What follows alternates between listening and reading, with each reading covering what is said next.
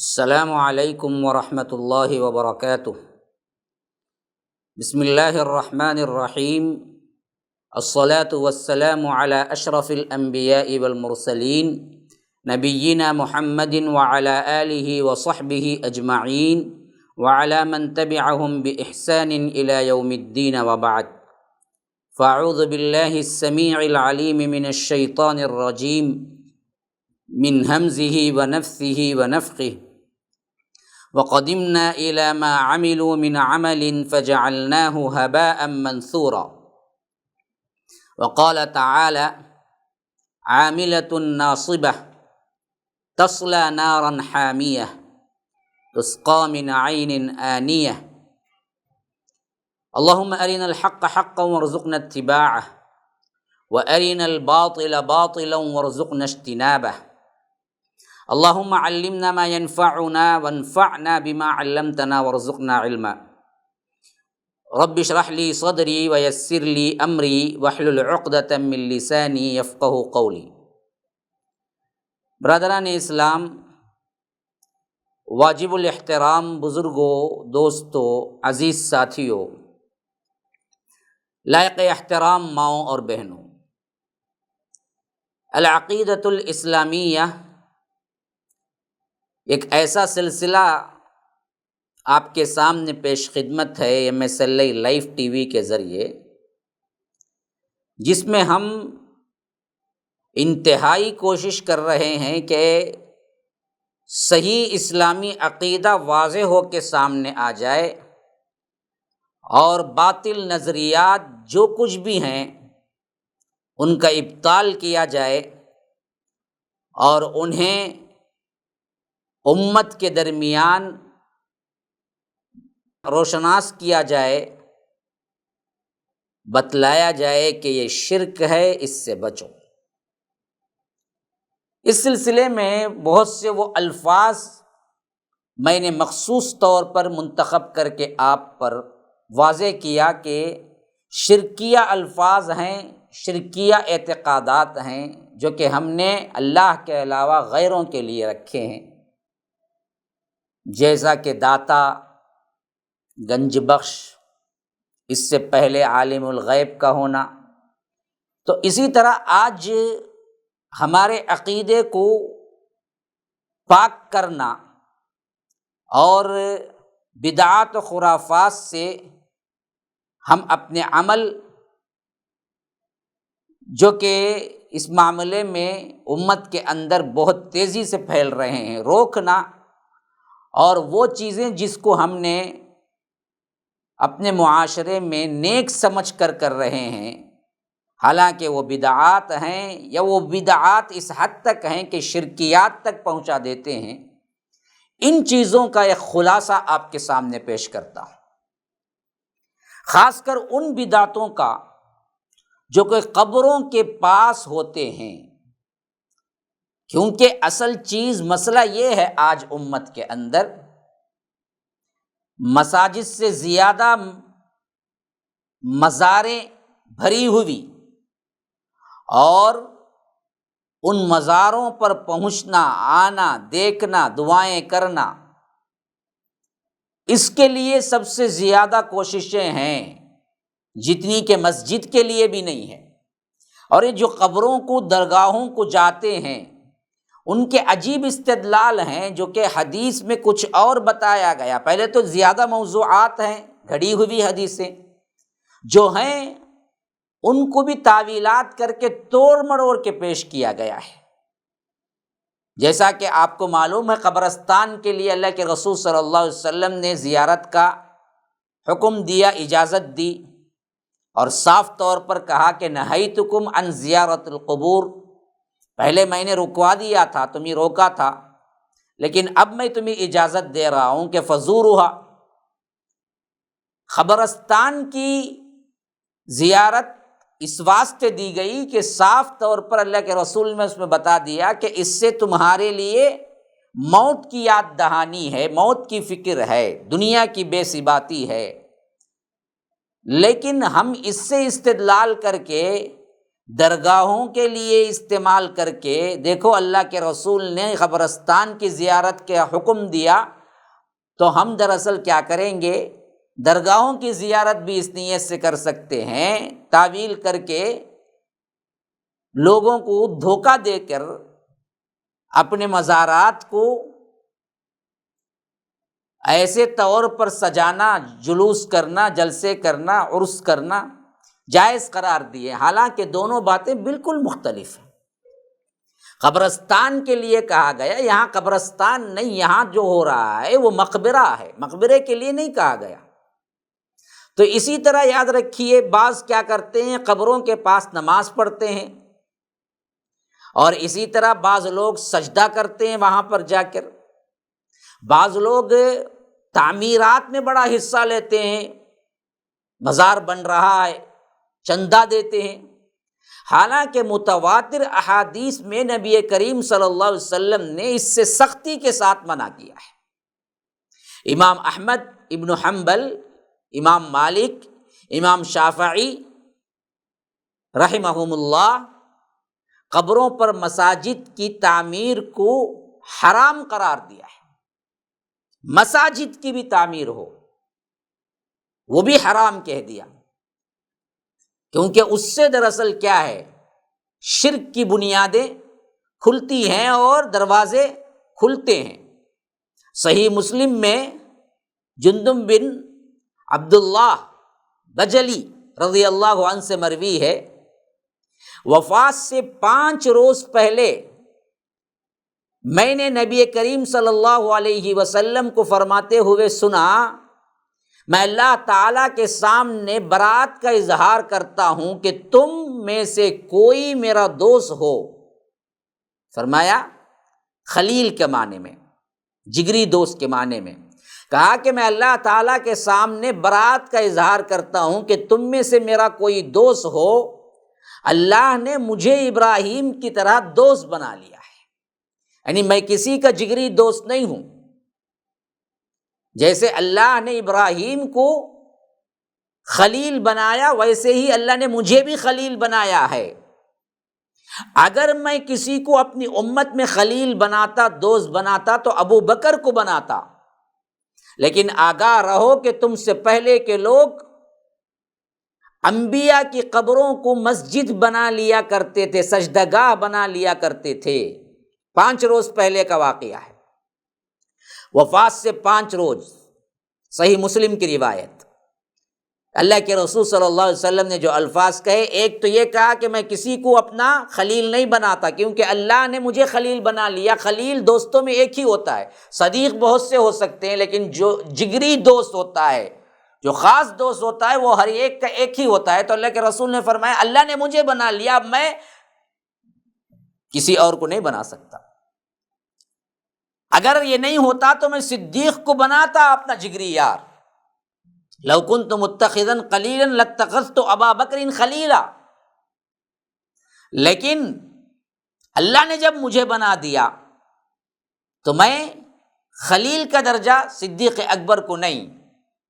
پھر اس کے بعد فرمایا آگاہ رہو، دیکھیے یہ وصیت کے معنی میں ہو گیا، موت سے بالکل 5 دن پہلے، وفات سے، تم سے پہلے کے لوگ اپنے انبیاء کی قبروں کو مسجد بنا لیا کرتے تھے۔ کیا مطلب؟ ایک سجدہ کرنے کی جگہ بنا لیتے تھے۔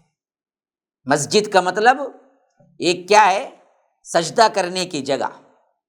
اور تم قبروں کو سجدہ گاہ نہ بنانا، مسجد نہ بنانا، میں تم کو ایسے کام سے منع کر رہا۔ متفق علیہ روایت میں ہے کہ نبی کریم صلی اللہ علیہ وسلم نے بار بار فرمایا یہود و نصارہ پر اللہ کی لعنت ہو، لعن اللہ الیہود والنصارى اتخذوا قبور انبیائہم مساجد، انہوں نے اپنی انبیاء کی قبروں کو مسجد بنا لیا، سجدگاہ بنا لیا۔ انبیاء کی قبر پر سجدہ نہیں ہو سکتا اور اللہ کے رسول کی قبر پر سجدہ نہیں ہو سکتا، تو پھر کون ولی ہو سکتا ہے، کون نبی ہو سکتا ہے، کون صالح ہو سکتا ہے، کون اللہ کا بندہ ایسا ہو سکتا ہے جس پر آپ سجدہ کر سکتے ہیں؟ تو لیکن آج کیا ہو رہا ہے؟ اللہ کا ڈر نہیں۔ درگاہوں پہ سجدہ کرنا حرام ہے، قبروں پہ سجدہ کرنا حرام ہے۔ اللہ کے رسول نے لعنت کی ہے ایسے اشخاص پر جنہوں نے قبروں پہ سجدہ کیا۔ یہود و نصارہ پر لعنت اس واسطے کی کہ ان لوگوں نے انبیاء کے قبروں کو سجدہ گاہ بنایا، اور ہماری امت نے انبیاء کو نہیں اولیاء کو بنایا تو اس سے بھی بدتر ہو گئے، اس سے بھی گرے ہوئے ہو گئے۔ اسی لیے راوی کہتے ہیں کہ آپ یہ فرما کر اپنی امت کو یہود و نصارہ کی روش سے بچنے کے لیے تلقین کر رہے تھے کہ لعن اللہ الیہود والنصارہ، یہود و نصارہ پر اللہ کی لعنت ہو، انہوں نے انبیاء کی قبروں کو بنایا۔ تو جو اولیاء کی قبر کو سجدہ گاہ بناتا ہے اس سے بڑی لعنت نہیں ہوگی۔ رسول کی لعنت جس پر ہو پھر وہ بچ سکے گا؟ محمد الرسول اللہ صلی اللہ علیہ وسلم کی لعنت جس پر پڑ گئی، کیا وہ دنیا و آخرت میں کامیاب ہو سکے گا؟ لعنتی وہ جو صحیح ہے، عام انسان ہے، اور اس نے کسی پر ظلم ڈھایا ہے، اور اس ظلم کی پاداش میں کوئی مسلمان یا کوئی عام انسان لعنت کرتا ہے، تو اللہ کے رسول صلی اللہ علیہ وسلم نے فرمایا کہ مظلوم کی بد دعا سے بچو کیونکہ وہ قبول ہوتی ہے۔ تو عام جو انسان ہے وہ لعنت کرتا ہے تو اس کا یہ پاور ہے، جب اللہ کے رسول لعنت کریں تو پھر تو کیا ہے، اس کا اندازہ کوئی کر سکتا ہے؟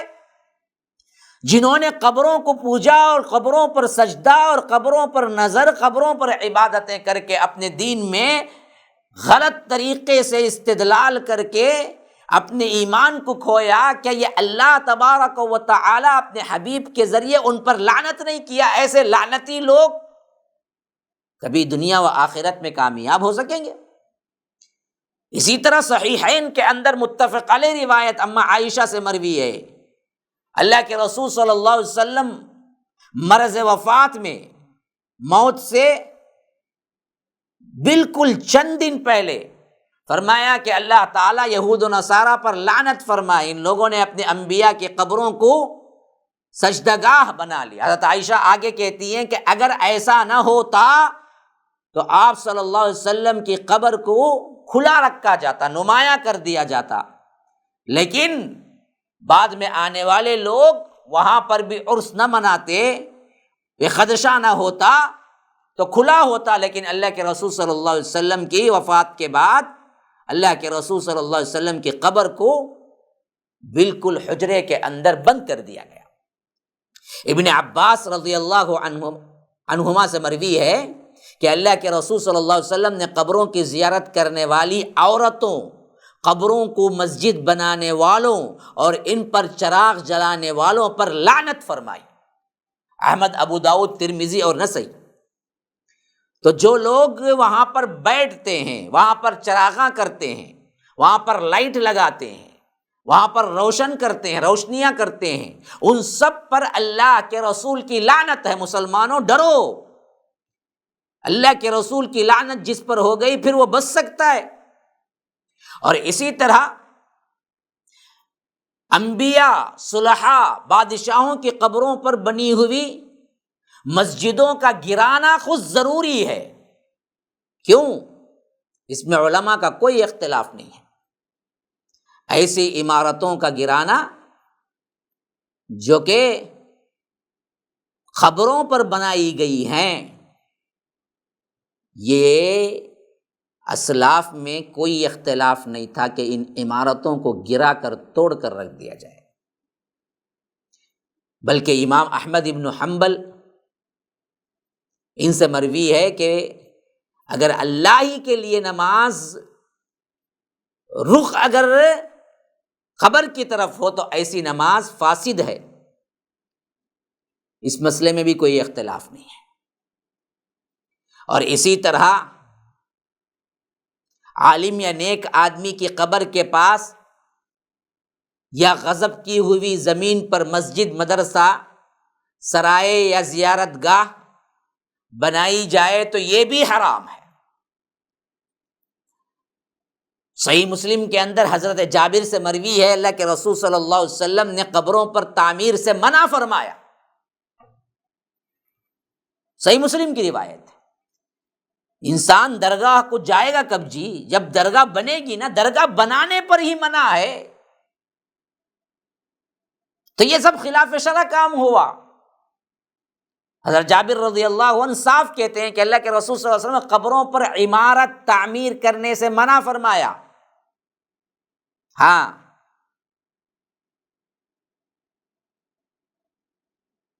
قبروں پر مسجد بنانا، قبروں پر سجدگاہ کے لیے عمارت بنانا یہ خود جائز نہیں ہے، تو پھر وہاں پر چراغاں کرنا، بیٹھنا، وہاں عرس منانا پھر کہاں سے جائز ہوگا؟ اب کوئی انسان پوچھ سکتا ہے کہ تو اتنی درگاہیں جو بنی پھر کیسے؟ یہی تو ہے مسئلہ کہ امت کے اندر توحید بالکل مخفوض ہو گئی۔ لیکن ہم اسلاف کے دور میں دیکھیں، صحابہ کے دور میں دیکھیں، تابعین کے دور میں دیکھیں، تابع التابعین کے دور میں دیکھیں، کوئی ایک درگاہ تھی؟ بتاؤ اگر ہے۔ نہیں،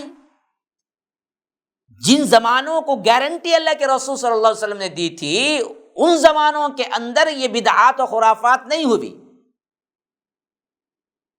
اللہ کے رسول صلی اللہ علیہ وسلم نے صاف کہہ دیا۔ اسی واسطے یہ بات بھی دراصل کیا ہے، پورے اس تاریخ سے ثابت ہے کہ جو عمارتیں بعد میں بنائی گئی، جب صالح لوگ آئے تو ان لوگوں نے اس کو توڑ دیا، بادشاہوں کی بنائی گئی ہوں یا دراصل کیا ہے صلحاء کی یا آ کر اولیاء کی، کسی نے یہ چیز نہیں دیکھی اور ان قبروں کو، ان مزاروں کو توڑ دیا گیا۔ اور جو مسجدیں یا جو عمارتیں غیر مسلم اقوام بنائے ان کے اپنے اعتقادات میں وہ بھی قبریں تھیں، تو اس کو بھی دراصل منع کر دیا گیا، توڑ دیا گیا۔ ہاں تک کہ قبروں کے پاس اللہ کے لیے نماز پڑھنے سے بھی روکا دیا گیا، کیونکہ اللہ کے رسول صلی اللہ علیہ وسلم نے فرمایا کہ اپنے گھروں کو قبرستان نہ بناؤ۔ تو معلوم کیا ہوا؟ گھروں میں نماز پڑھو، کیوں؟ قبرستان نہ بناؤ کا مطلب یہ ہے کہ اگر تم یہاں پر نوافل فرائض کے لیے حکم ہے، بقیہ نمازیں گھر میں پڑھنا مستحب ہے، اس واسطے فرمایا کہ قبروں کو قبرستان نہ بناؤ گھروں کو۔ تو مطلب کیا ہے؟ یہاں کلی نماز کو چھوڑ دو گے تو قبرستان کی طرح، کیوں؟ دوسرا مفہوم اس کا اپوزٹ نکلتا ہے نا جی، کہ گھروں کو قبرستان نہ بناؤ تو پھر قبرستان میں نماز نہیں پڑھی جاتی، یہ بیان ہے اصل میں۔ اسی واسطے حضرت عائشہ فرماتے ہیں کہ اللہ کے رسول صلی اللہ علیہ وسلم کی وفات کے بعد اس قبر کو جو اللہ کے رسول صلی اللہ علیہ وسلم کی تھی اسے نمایاں نہیں کیا گیا، اور مسجد بنانے سے مراد یہی ہے کہ وہاں پر سجدہ کیا جائے، اور صحابہ کی طرف سے یہ اندیشہ نہ تھا کہ وہ لوگ اللہ کے رسول صلی اللہ علیہ وسلم کی قبر پر مسجد تعمیر کریں گے، بلکہ بعد کے آنے والوں سے اندیشہ تھا کہ کوئی تعمیر کر دیں وہاں پر، تو اس واسطے عمارت کو بالکل بھی بند کر دیا گیا، وہ حجرے کو بند کر دیا گیا۔ اور اس طرح اللہ کے رسول صلی اللہ علیہ وسلم کی قبر مبارک آج تک بھی ان بدعتیوں سے محفوظ ہے، اللہ کا بہت بڑا فضل ہے۔ اللہ کے رسول صلی اللہ علیہ وسلم نے فرمایا کہ میری قبر کو بت نہ بنانا، یہ بھی فرمایا، میلہ نہ گانا، یہ بھی فرمایا، اور ایک روایت میں الفاظ ہیں قبر کو بت نہ بنانا جس کی لوگ پوجا کریں، ایک حدیث میں ہے کہ قبروں کو مساجد نہ بنانا، میں اس سے روکتا ہوں۔ ان تمام باتوں سے بات ثابت ہو گئی کہ قبروں کے پاس جانا، وہاں پر نظر و نیاز کرنا، وہاں بیٹھنا، وہاں چراغاں کرنا، وہاں لائٹنگ کرنا، وہاں پر جلوس کرنا، وہاں عرس کرنا، سب حرام ہے، شریعت نے حرام کیا ہے۔ پہلی چیز وہاں پر تعمیر کرنا ہی، وہاں پر درگاہ بنانا ہی، یہ دراصل کیا ہے؟ حرام ہے۔ کیونکہ اسی سے بت پرستی کا بھی آغاز ہوا۔ ابن جریر محمد بن قیس سے روایت کرتے ہیں کہ یعوق نسل حضرت آدم اور نوح علیہ السلام کے درمیانی دور کے نیک لوگ تھے جن کو یہ لوگ بت بنائے تھے، لوگ ان کی پیروی کرتے تھے۔ ان کی موت کے بعد عقیدت مندوں نے کہا کہ اگر ہم ان کی تصویر بنا لیں تو اس سے عبادت میں شوق پیدا ہوگا، اضافہ ہوگا، چنانچہ ان کی تصویریں بنا لی گئی۔ بعد میں تصویر بنانے والی یہ نسل جب گزر گئی تو شیطان نے بعد کی نسل والوں سے آ کر کہا کہ تمہارے آبا و اجداد ان تصویروں کو پوجتے تھے تو انہی کے سبب ان کو بارش ملتی تھی۔ شیطان کی یہ بات سن کر ان لوگوں نے تصویروں کو پوجنا شروع کر دیا۔ قتادہ رضی اللہ رحمہم اللہ وغیرہ کا بیان ہے قوم نوح نے جن بتوں کو پوجا تھا انہی کے بعد میں عربوں نے بھی پرستش شروع کی، تو جو وہاں پر عرب میں بت آئے تھے وہ بھی صالح لوگوں کے نام پر ہی آئے تھے۔ اسی علت کی وجہ سے شریعت نے قبروں کے پاس نماز سے روکا، اور اسی وجہ سے بہت سی قوموں کو شرک کی چھوٹی یا بڑی کسی نہ کسی قسم میں مبتلا ہونا پڑا۔ قبروں کی تعمیر کرنے یا پختہ بنانے یا وہاں پر چراغاں کرنے یا عمارت بنانے یا درگاہ بنانے، اسی وجہ سے گمراہیاں آئی یہود و نصارہ کے اندر بھی۔ یہی دراصل امت کے اندر بھی آنے کا سبب تھا، تو اللہ کے رسول نے ان سب لوگوں کو روک دیا۔ حتیٰ کہ تصویر بھی اسی واسطے کیا ہے منع کر دی گئی کہ یہ بھی دراصل وہاں تک جا کے چھوڑے گی اور ان لوگوں کے اندر شرک نمودار ہوگا۔ اگر یہ صالح لوگوں کی قبروں کو مزارات میں تعمیر کرنے کا کوئی بھی ایک رتی برابر بھی اگر کوئی حوالہ یا کوئی حدیث یا کوئی ہمارے لیے اشارہ ملتا تو یاد رکھو سب سے پہلے اصحاب رسول اللہ صلی اللہ علیہ وسلم کی قبریں بنتی۔ جنت البقیع میں کوئی ایک قبر بتا سکتے ہیں؟ نہیں۔ 1,24,000 صحابہ کہاں گئے؟ کہاں ہی قبریں؟ اور بعض لوگ اس جگہ پر یہ کہتے ہیں کہ ہم دراصل ان سے مانگنے نہیں جاتے، ان سے دعا کرنے نہیں جاتے، وہاں جا کر وہ مقدس مقام ہے، اس واسطے ہم اپنے لیے دعا کرتے ہیں۔ کیا یہ جائز ہے؟ یہ بھی دراصل کیا ہے؟ غلط ہے۔ وہ مقدس مقام ہی نہیں ہے، کیونکہ تقدیس کے لیے قرآن و سنت سے دلیل لانا چاہیے۔ دعا دراصل کسی چیز کے لیے کسی جگہ جا کر کرنے پر دعا قبول ہوگی، یہ سفر ہی اللہ کے رسول نے خاص کر دیا کہ اس حیثیت سے عبادت کی نیت سے سفر کرنا صرف 3 مساجد کے لیے جائز ہے۔ لا تشد الرحال صاف فرما دیا، عبادت کی نیت سے کہیں سفر نہیں ہو سکتا۔ کہاں ہو سکتا ہے؟ ایک یا تو مسجد حرام کے لیے، ایک یا تو مسجد نبوی کے لیے، ایک یا تو بیت المقدس کے لیے۔ اس کے علاوہ کوئی اور جگہ عبادت کی نیت سے نہیں جا سکتے۔ اور اسی طرح بعض چکمہ دینے والے دھوکے باز لوگ نبی کی طرف یہ حدیث منسوب کر دیے ہیں کہ جب معاملات میں تم کو حیرت پریشانی ہو تو قبر والوں سے مدد طلب کرو۔ بالکل موضوع گڑی ہوئی بات ہے۔ اللہ کے رسول صلی اللہ علیہ وسلم کی نسبت اس بات کی جو کر رہے ہیں وہ اللہ سے ڈرنا چاہیے کہ کہیں یہ حدیث صحیح نہیں ہے، موضوع ہے اور جھوٹ ہے۔ جہاں اللہ کے رسول صلی اللہ علیہ وسلم اپنی قبر بنانے سے منع کیا، وہاں کیسے کہہ سکتے ہیں کہ قبر والوں سے مدد لو؟ پہلے تو وہ سنتے کہاں ہیں کہ ان کے پاس جا کے مدد لیں؟ کوئی چیز نہیں۔ اور اسی طرح ابن اسحاق کے اندر یہ روایت مروی ہے، بڑا غور سے سنیے۔ جو لوگ سمجھتے ہیں کہ صالحین اگر ہیں تو ان پر عمارتیں بنانا اور وہاں جا کے مانگنا کیا غلط ہے، میں آپ کو بتاتا ہوں اگر یہ نظریہ ہوتا اس واقعے میں ایسا کیوں ہوتا؟ اب وہ واقعہ کیا ہے ذرا سنو۔ مغازی ابن اسحاق کے اندر مروی ہے کہ جب تستر فتح ہوا، ایک جگہ کا نام ہے، تو مسلمانوں کو ہرمزان، یعنی وہاں کا جو گورنر تھا اس کا نام تھا ہرمزان، کہ بیت المال میں ایک تخت ملا. اب تخت پہ کیا تھا؟ تخت پہ ایک مردہ شخص لیٹا ہوا تھا. ہاں، ایک لاش رکھی ہوئی تھی، ایک نعش، جس کے سر کے پاس ایک کتاب رکھی ہوئی تھی. لوگ اسے حضرت عمر کے پاس لائے. انہوں نے حضرت کعب کو بلا کر عربی زبان میں اس کو منتقل فرمایا، ٹرانسلیٹ کیا. راوی ابو العالیہ وہ خود بیان کر رہے ہیں کہ سب سے پہلے پڑھنے والا وہ میں تھا. اس میں انسانوں کی تاریخ، ان کے احوال، کلام کی غلطیاں، آئندہ کے واقعات، کچھ ایسی چیزیں درج تھی.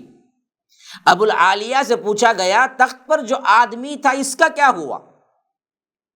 انہوں نے کہا کہ ہم نے دن میں 13 الگ الگ جگہوں پر قبریں بنائی اور رات میں اس آدمی کو ایک قبر پر دفن کر دیا، تاکہ تمام قبروں کو برابر کر دیا پھر اس کے بعد، تاکہ کوئی بھی اس قبر سے وہ نعش پھر نہ نکال سکے، یا کسی کو معلوم نہ ہو سکے کہ کس قبر میں ہم نے کیا ہے ان کو دفن کیا ہے. پوچھا گیا کہ لوگ اس مردہ شخص کے بارے میں کیا کہتے تھے، یعنی کیا عقیدہ تھا؟ کہتے تھے، ابو العالیہ نے فرمایا جب بارش رک جاتی تھی تو لوگ اس تخت کو باہر نکال دیتے تھے، جس کی وجہ سے بارش ہوتی تھی. لوگوں نے پوچھا کہ وہ شخص کون تھا جس کو آپ نے ایسا کر کے دفنا دیا؟ ابو العالیہ فرماتے ہیں کہ ان کا نام دانیال تھا، جو بنی اسرائیل کے انبیاء میں سے ایک تھے، دانیال نبی. اور ان کو فوت ہوئے تقریباً 300 سال ہو چکے تھے، لیکن جسم کا کوئی حصہ بدلا نہیں گیا تھا، کیونکہ انبیاء کے گوشت کو زمین سڑاتی نہیں اور نہ ہی اسے درندے کھاتے ہیں. اس واقعے سے معلوم ہوا کہ فتنے کے ڈر سے مہاجرین اور انصار قبروں کو پوشیدہ کر دیتے تھے، جس کا مطلب یہ ہوا کہ وہ دعا وغیرہ کے لیے قبروں پر جانا پسند ہی نہیں کرتے تھے.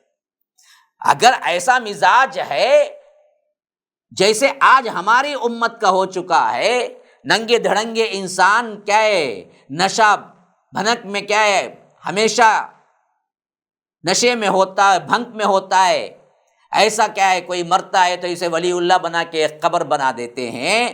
یہاں تو ثابت ہے کہ حضرت عمر کے دور خلافت میں دانیال نبی کی پوری لاش، اور اس بات کے ثبوت کے ساتھ کہ ان پر کوئی جسم میں تغیر بھی نہیں ہوا تھا، موجود تھی، تو سب سے پہلے حضرت عمر ان کے لیے ایک مزار بنا دیتے. اللہ کی قسم، دوبارہ اور سہبارہ اللہ کی قسم کھا کے کہتا ہوں کہ تم صحابہ کے دور میں ایک درگاہ بتا دو، 5 کروڑ کا انعام ہے، قیامت تک نہیں بتا سکتے. جو لوگ یہ دعویٰ کرتے ہیں کہ یہ پہلے سے ہوتا آ رہا ہے، ان لوگوں کے لیے یہ واقعہ ایک زناٹہ دار تماچا ہے کہ حضرت عمر اگر یہ اسلام میں جائز ہوتا تو یہ جو نبی تھے دانیال تھے، اور اس کا سب سے بڑا مظہر یہ تھا کہ 300 سال سے یہ لاش تھی، اس میں کچھ نہیں ہوا تھا تغیر تبدل. اور لوگ کہہ رہے تھے کہ جب بھی بارش رکتی ہم اس کو صرف باہر نکالتے، بارش ہونا شروع ہو جاتی. تو حضرت عمر تو یہ کہتے کہ ارے تم سے زیادہ ہم حقدار ہیں جی درگاہیں بنانے کا، ابھی ہم دانیال کی کیا ہے ایک بہت بڑی درگاہ شاندار بنا دیتے ہیں. بناتے نا، کیوں نہیں بنایا؟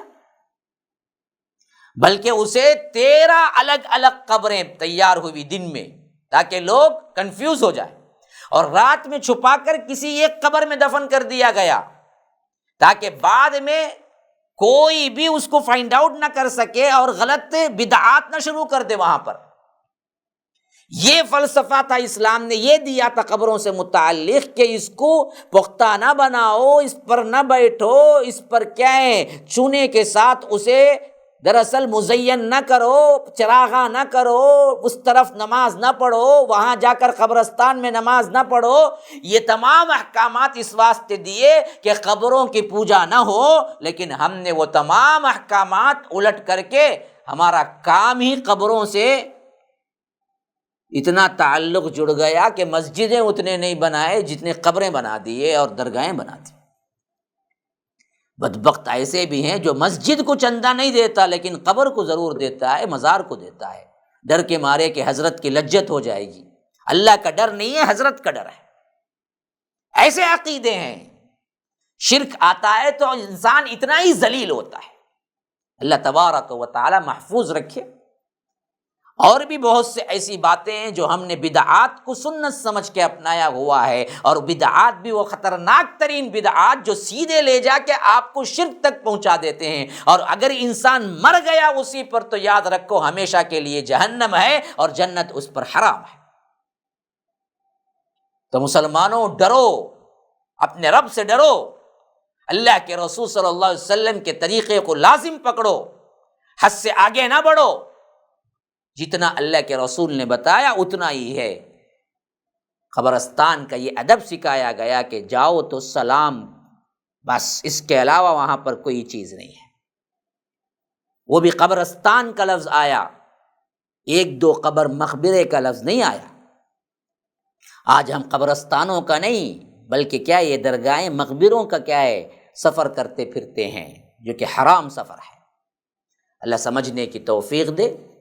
چند اور اہم ترین باتیں لے کے میں اس سلسلے میں آپ کو اگلے درس میں حاضر ہوں گا، تب تک کے لیے اجازت دیجیے۔ ھذا وباللہ التوفیق، صلی اللہ وسلم علی نبینا محمد، صلی اللہ لی ولکم ولسائر المسلمین من کل ذنب فاستغفروہ انہ هو الغفور الرحیم۔ السلام علیکم ورحمۃ اللہ وبرکاتہ۔